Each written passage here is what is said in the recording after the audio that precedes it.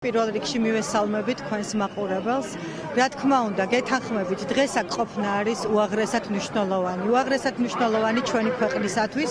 სრულად ვიზიარებ იმ მოთხოვნებს, რა მოთხოვნებიც არის გაჟღერებული და რატომ არის აქ დგომა მნიშვნელოვანი. იმიტომ რომ ეს არის ჩვენი ქვეყნისათვის ერთ-ერთი ყველაზე გადამწყვეტი ეტაპი.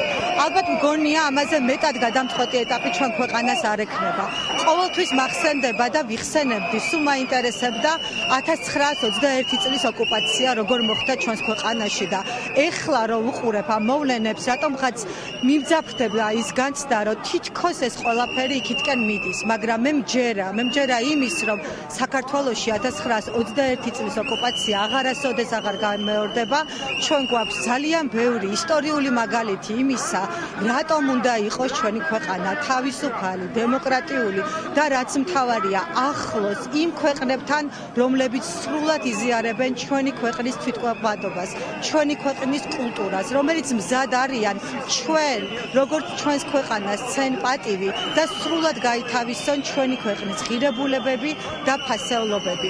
აქ დგომით თითოეული ჩვენგანი გამოვხატავთ ჩვენს პროტესტს მიმდინარე მოვლენებისადმი. დამთავრებულია იმაზე საუბარი, რომ თითქოს აქ ხალხი დგას რომელიმე პოლიტიკური პარტიის მხარდამჭერი.